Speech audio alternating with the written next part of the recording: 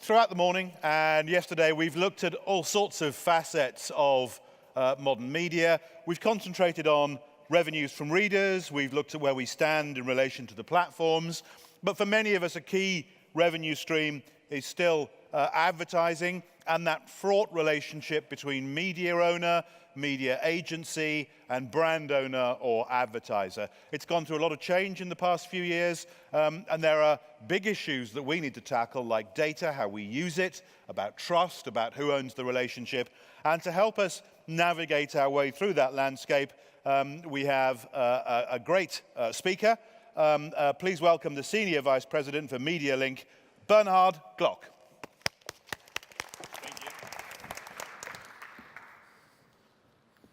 Glad to be back in Germany. I was out of the country for 23 years, so just returned back. We will talk about what advertisers, what keeps them up at night, and focus areas which help you grow the business as well. First of all, who am I? Well, I'm a former president of the World Federation of Advertisers, so I do know that world. I have been working 23 years as vice president, or developed into the vice president position at Procter & Gamble. And with P&G, I started here in Germany, but moved then to Brussels, Geneva, and ended up in Cincinnati, Ohio, where I just returned. I have my own companies, still one in the US, just launched one in Germany, and I'm senior vice president for MediaLink, the company I work most with. I have one colleague here, Caitlin. Any questions, you direct these to her. Thank you for being here. All right, now, why am I here? A quick one. In my career, I have been doing about 160 maybe agency reviews and pitches.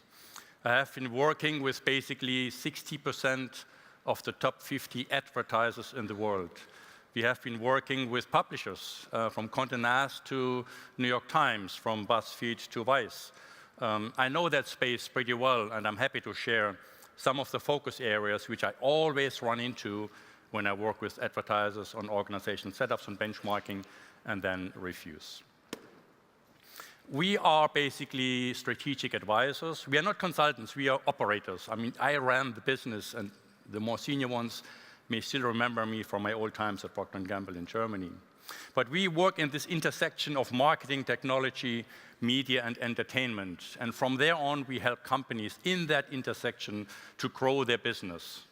We are about 150 people now. We have offices from San Francisco to New York, Chicago, here in London, or here, up there in London, and in Frankfurt, which is me, okay?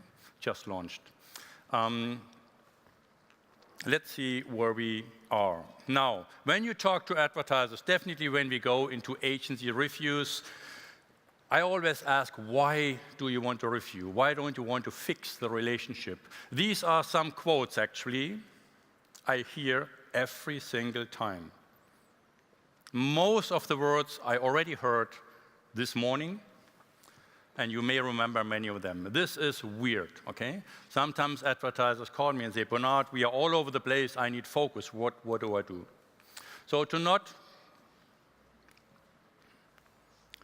stay behind, I want to focus on 3 areas which have been proven definitely during the last, I would say, 1 to 2 years to be very important to focus on to help you and the advertisers grow the business. Those 3 areas are data proficiency, as we call it, partnership, and trust. Interestingly, I think I heard the word trust already 4 times this morning, so there's something happening here. Let's get going with number 1 on data proficiency. Interestingly, and again, this is something I saw first with a tech company about 2 years ago. You always see these bubbles where marketing is in the middle, management is in the middle. What happens now in all these setups, whether you see it from an agency who presents their capabilities or whether you see it around an organization of an advertiser, data come into the center. Data is suddenly almost always in the center of everything that is being proposed out there. And from this data source, whatever that is, and we talk outsourcing, insourcing in a minute, you can organize all different bubbles around it. Right? Same with our own company at MediaLink. Data becomes the core, the nucleus of what we do.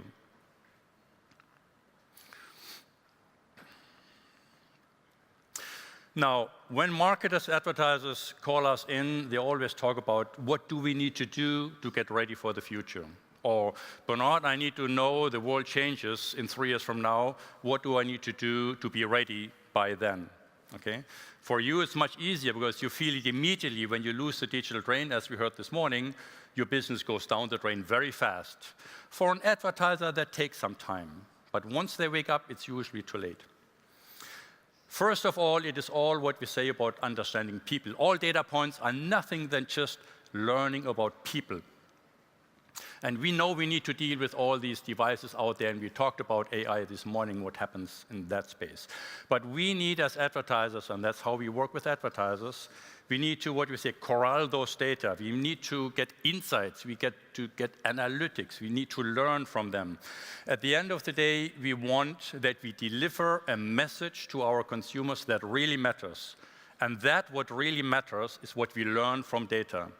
So what we tell advertisers, if you don't get going right now, your competition already went going 2 years ago. All right? So you have lost already a track record of your consumers or potential consumers for 2 years. And this is when many advertisers wake up and say, we got to do something. Okay?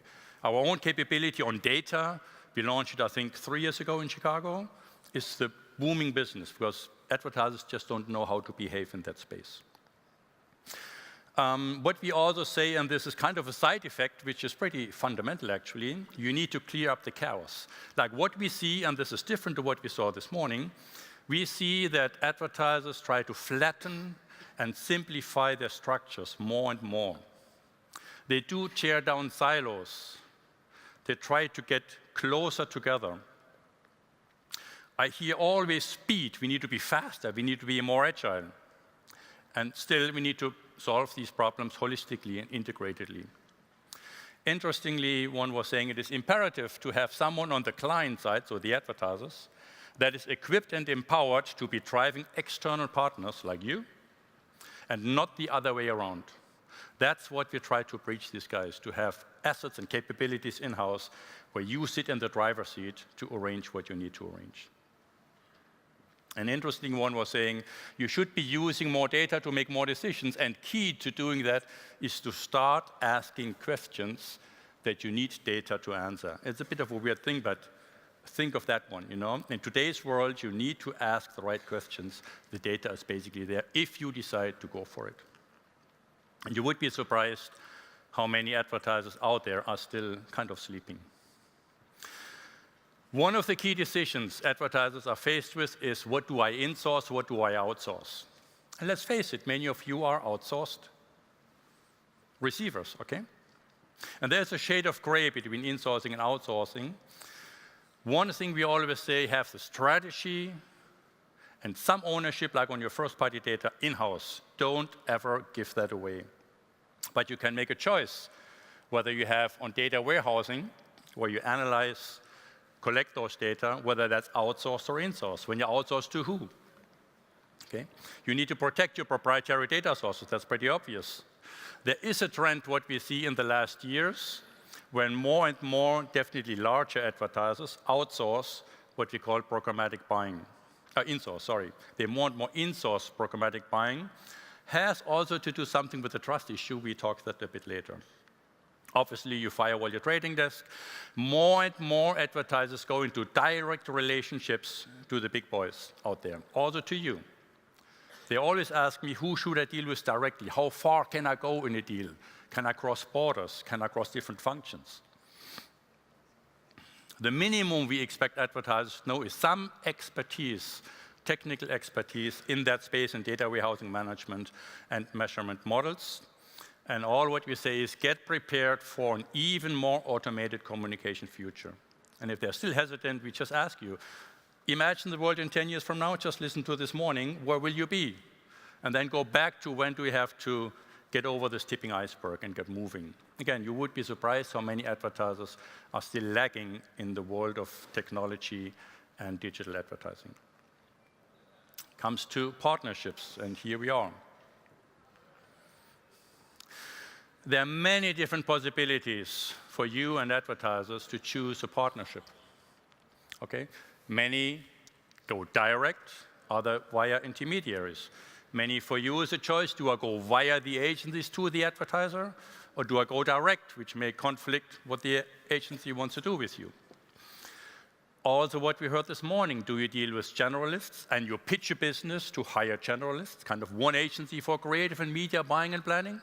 You have more generalists, or do you go step by step and have more functional experts? One of those might be you. Interestingly, in my world where I grew up and when I grew up, I was a mentor of many young people that have changed, okay?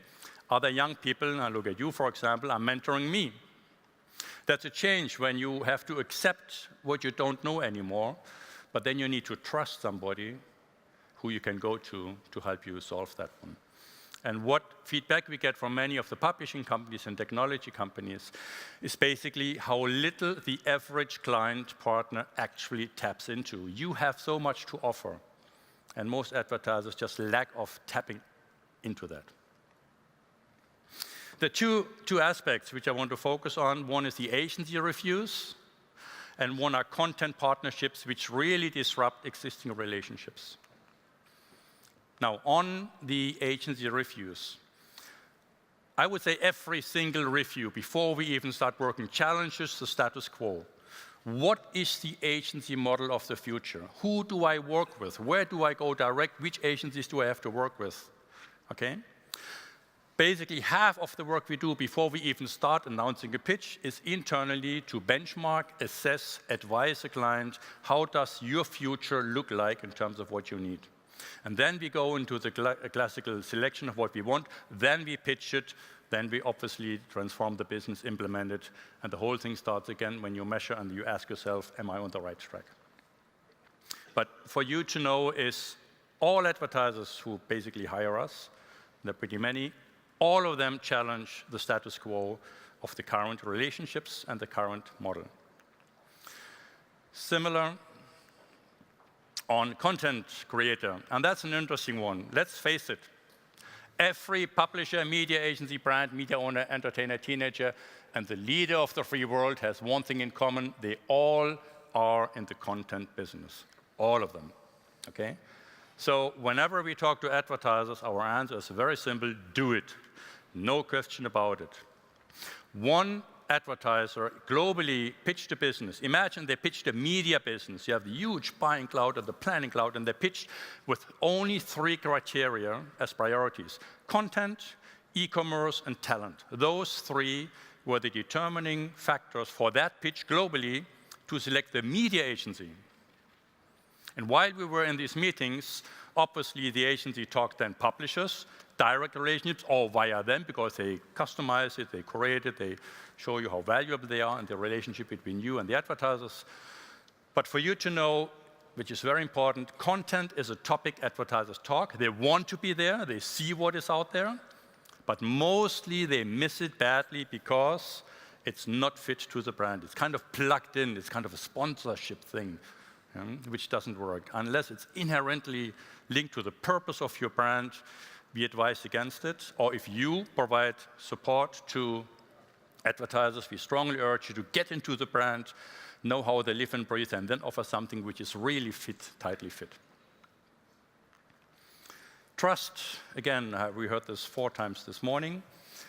We know in our space, and we talked also relationships, there are allegations of kickbacks, misused client funds, distrust of the agency partners. I was surprised. I mean, I have been in media now for 30 years. I started in Germany, covered all of Europe, was in Russia and anywhere, okay?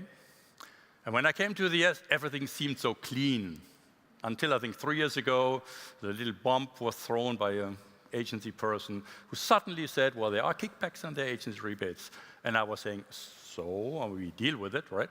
But that was a big blow. And actually, the good thing is it highlighted, came on top of the agenda, it highlighted the issues, and major actions have been taken.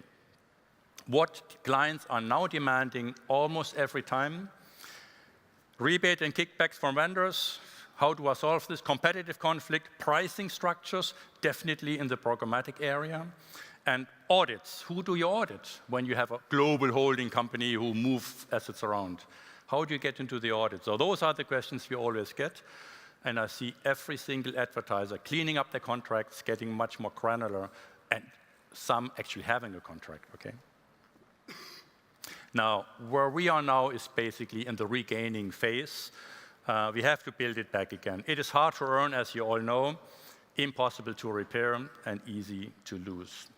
We heard that our industry is built on relationships. That is true. Wherever I go, from Japan to Chile to Mexico, the US, relationships, knowing the people, dealing with it is crucial.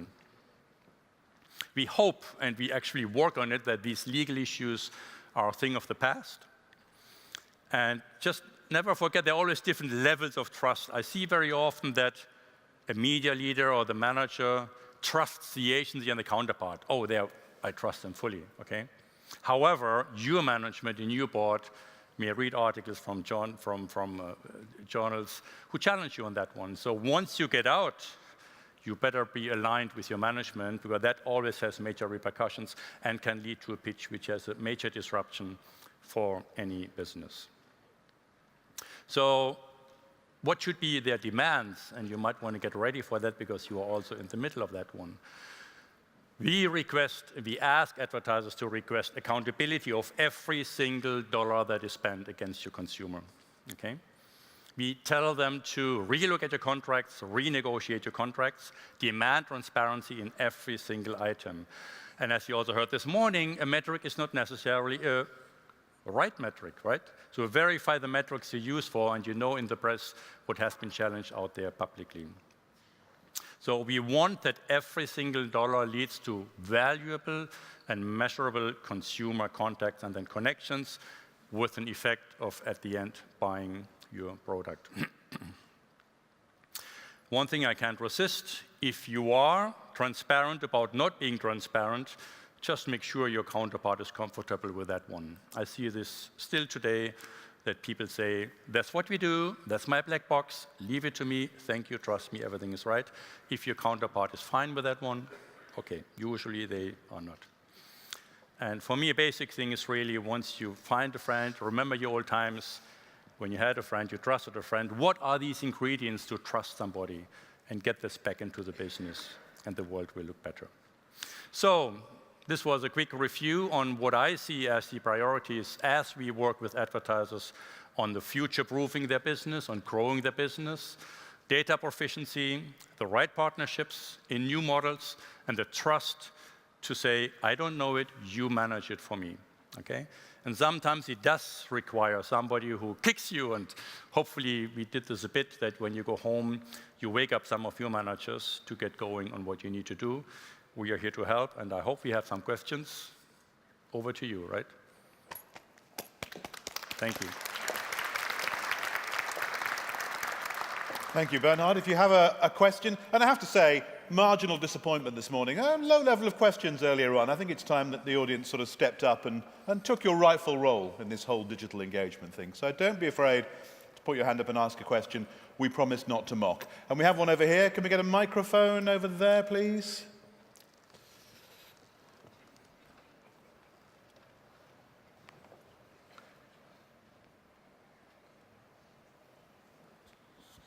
Yeah, this is Ganesh from India, from Biggerton Group.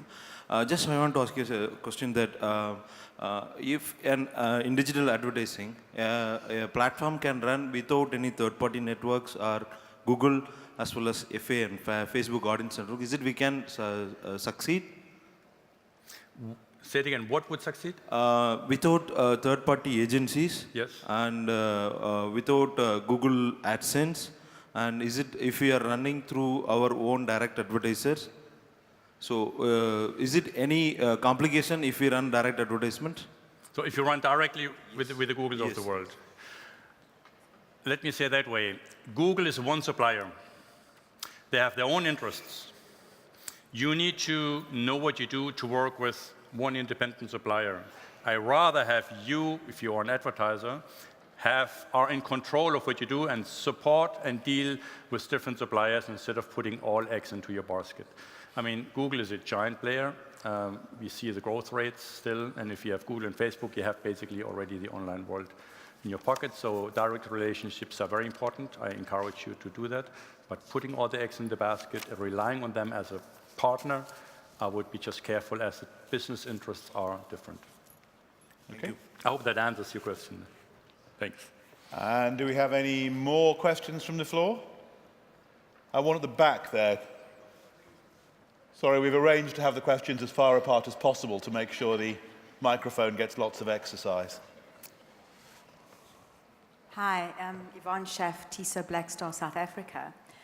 We know the importance of data. It's absolutely fundamental to measurability. But what happened to good old gut feel? At the end of the day, those of us that are in the media business and advertising industry for over 30 years, clients know their fundamental needs. They know who they are addressing. OMO knows who they have been going to for the last 100 years.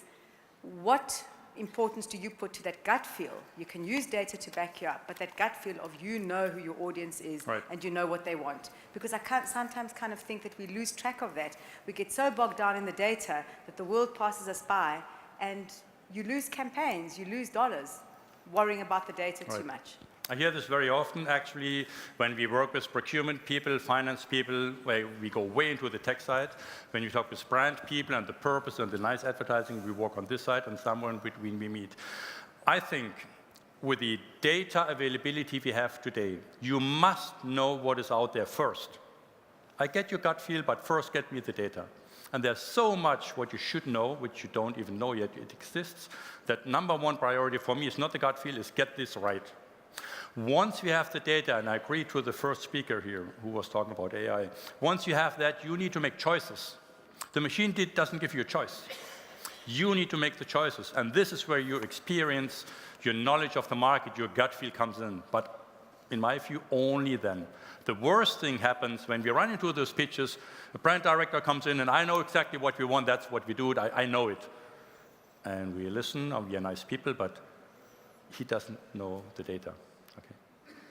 So I have a clear step-by-step approach on this one. Okay, I can tell there may well be more questions, but they may have to wait for the break. Can I ask you please to thank Bernhard? Thank you.